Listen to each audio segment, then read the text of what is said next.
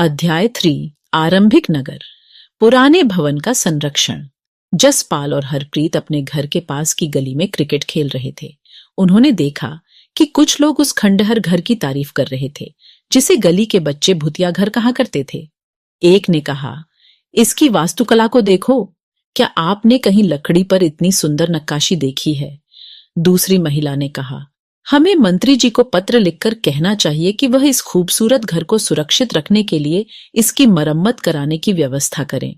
यह सब सुनकर जसपाल और हरप्रीत सोचने लगे कि इस पुराने खंडहर से लोगों का इतना लगाव क्यों हो सकता है। हडप्पा की कहानी। अक्सर पुरानी इमारत अपनी कहानी बताती है। लगभग 150 साल पहले जब पंजाब में पहली बार रेलवे लाइनें बिछाई जा रही थीं, तो इस काम में जुटे इंजीनियरों को अचानक हडप्पा पुरास्थल मिला जो आधुनिक पाकिस्तान में है। उन्होंने सोचा कि यह एक ऐसा खंडहर है जहां से अच्छी ईंटें मिलेंगी। यह सोचकर वे हडप्पा के खंडहरों से हजारों ईंटें उखाड़ ले गए, जिससे उन्होंने रेलवे लाइनें बिछाईं। इससे कई इमारतें पूरी तरह नष्ट हो गईं। उसके बाद लगभग 80 साल पहले पुरातत्वविदों ने इस स्थल को ढूंढा और तब पता चला कि यह खंडहर उपमहाद्वीप के सबसे पुराने शहरों में से एक है। चूंकि इस नगर की खोज सबसे पहले हुई थी, इसीलिए बाद में मिलने वाले इस तरह के सभी पुरास्थलों में जो इमारतें और चीजें मिलीं, उन्हें हडप्पा सभ्यता की इमारतें कहा गया। इन शहरों का निर्माण लगभग 4700 साल पहले हुआ था।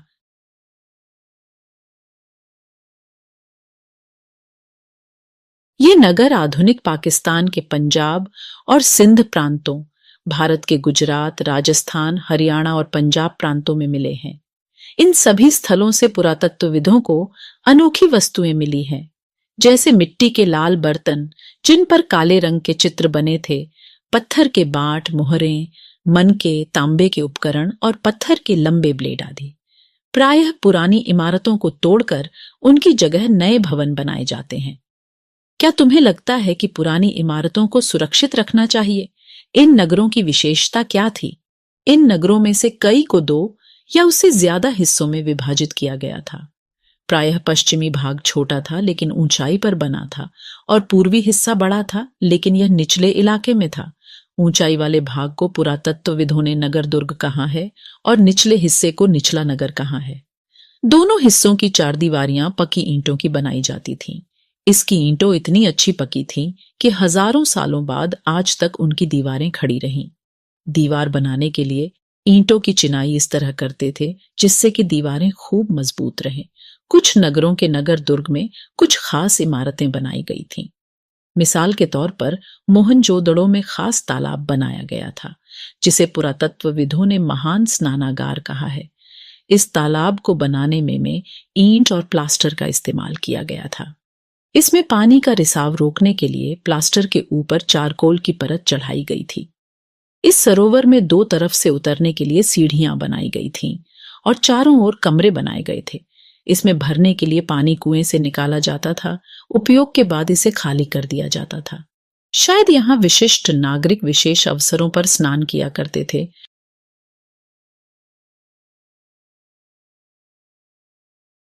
कालीबंगा और लोथल जैसे अन्य नगरों में अग्निकुंड मिले हैं जहां संभवतः यज्ञ किए जाते होंगे।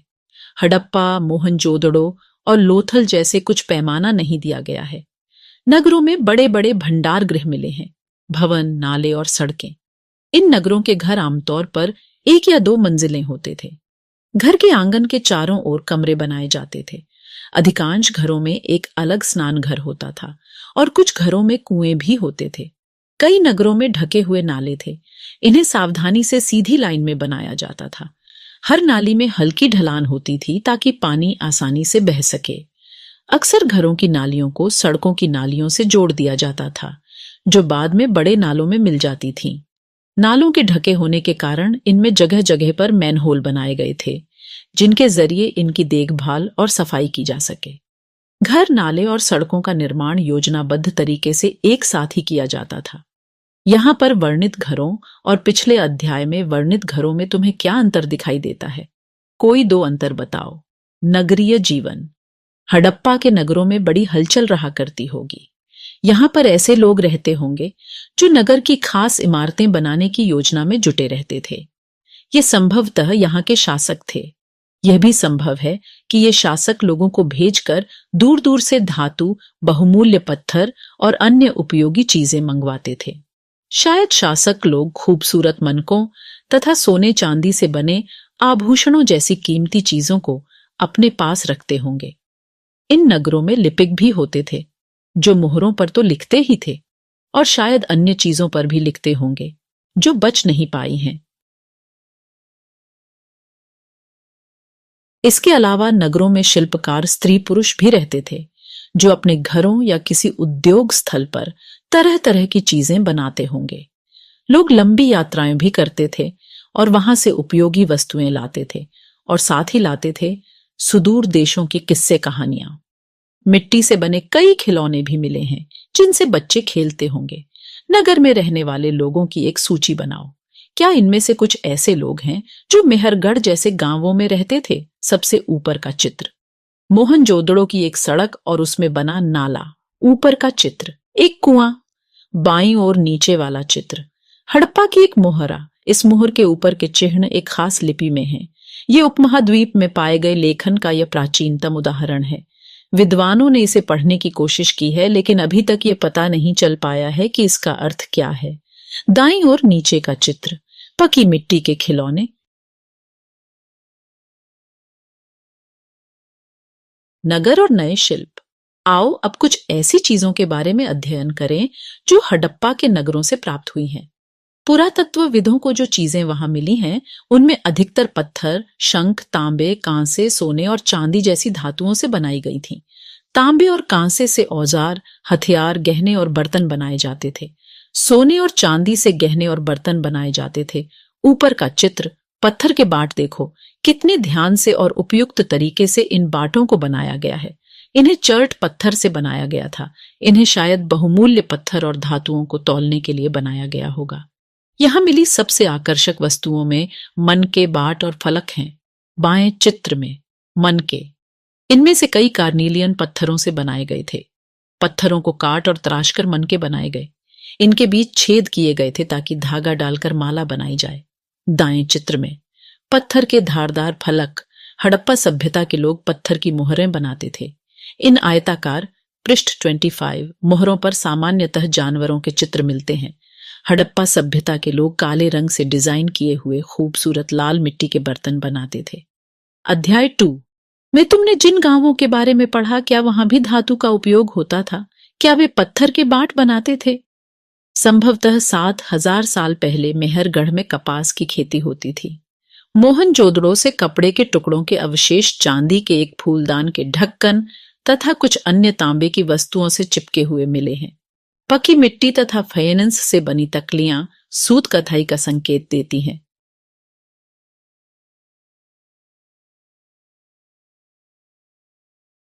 नीचे दाएं चित्र में कढ़ाईदार वस्त्र।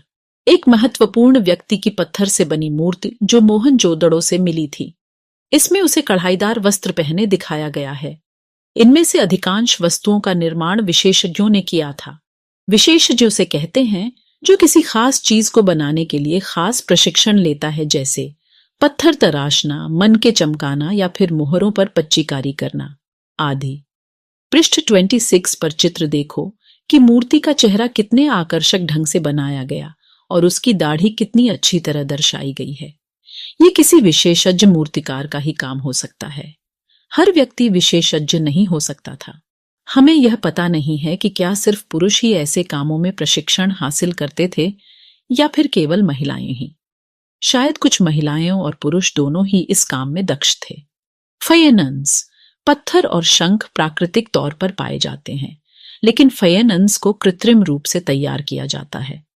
बालू या स्फटिक पत्थरों के चूर्ण को गोंद में मिलाकर उनसे वस्तुएं बनाई जाती थीं।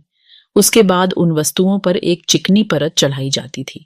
इस चिकनी परत के रंग प्रायः नीले या हल्के समुद्री हरे होते थे।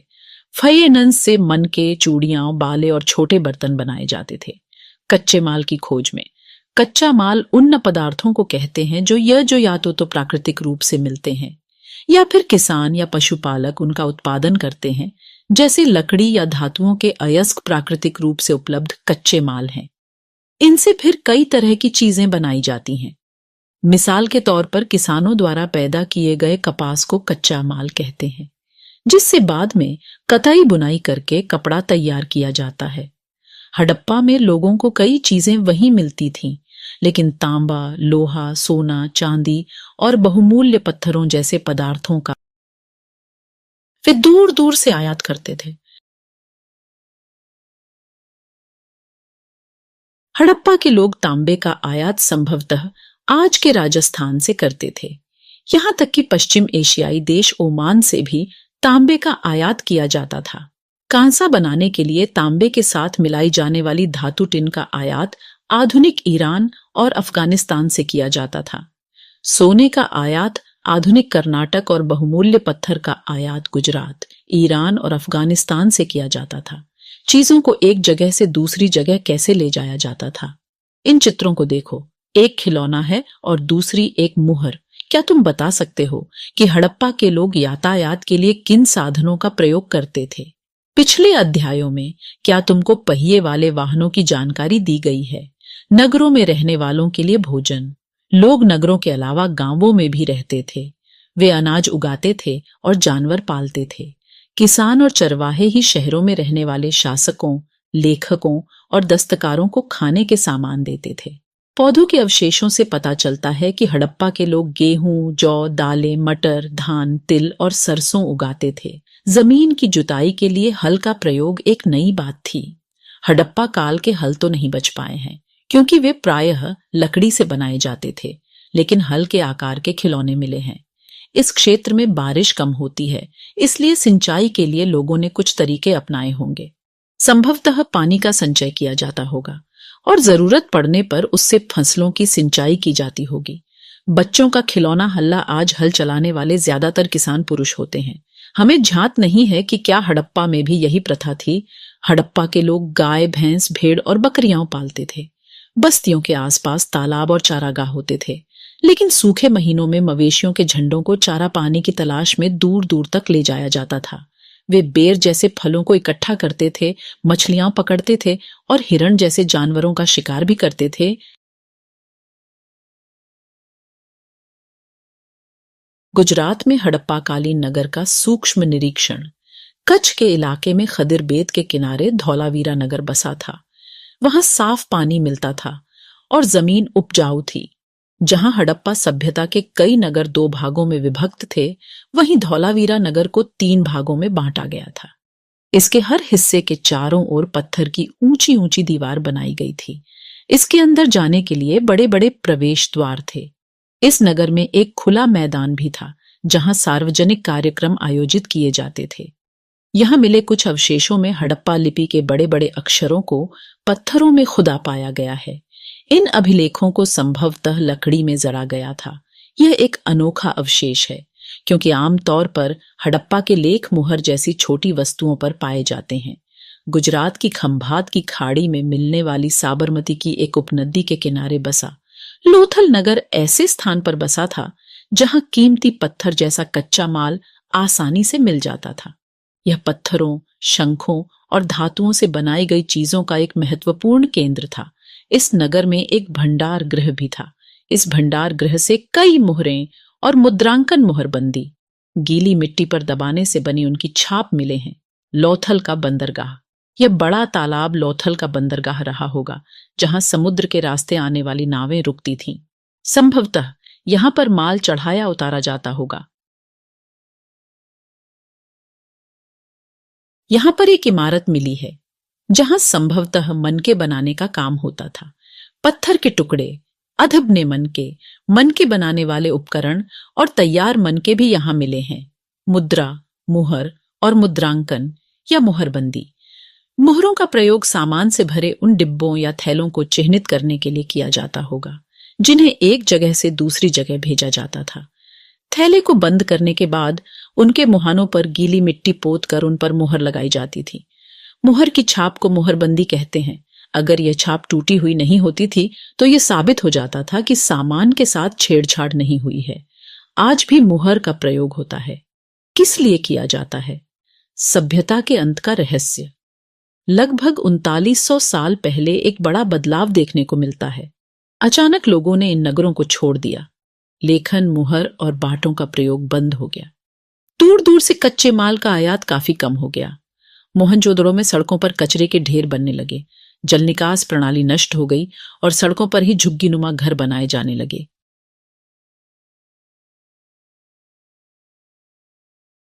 ये सब क्यों हुआ? कुछ पता नहीं। कुछ विद्वानों का कहना है कि नदियां सूख गई थीं। अन्य का कहना है कि जंगलों का विनाश हो गया था। इसका कारण यह हो सकता है कि ईंटें पकाने के लिए ईंधन की जरूरत पड़ती थी। इसके अलावा मवेशियों के बड़े बड़े झुंडों से चारागाह और घास वाले मैदान समाप्त हो गए होंगे। कुछ इलाकों में बाढ़ आ गई, लेकिन इन कारणों से यह स्पष्ट नहीं हो पाता है कि सभी नगरों का अंत कैसे हो गया, क्योंकि बाढ़ और नदियों के सूखने का असर कुछ ही इलाकों में हुआ होगा। ऐसा लगता है कि शासकों का नियंत्रण समाप्त हो गया। जो भी हुआ हो, परिवर्तन का असर बिल्कुल साफ दिखाई देता है। आधुनिक पाकिस्तान के सिंध और पंजाब की बस्तियां उजड़ गई थीं। कई लोग पूर्व और दक्षिण के इलाकों में नई और छोटी बस्तियों में जाकर बस गए। इसके लगभग 1400 साल बाद नए नगरों का विकास हुआ। इनके बारे में तुम अध्याय 5 और 8 में पढ़ोगे।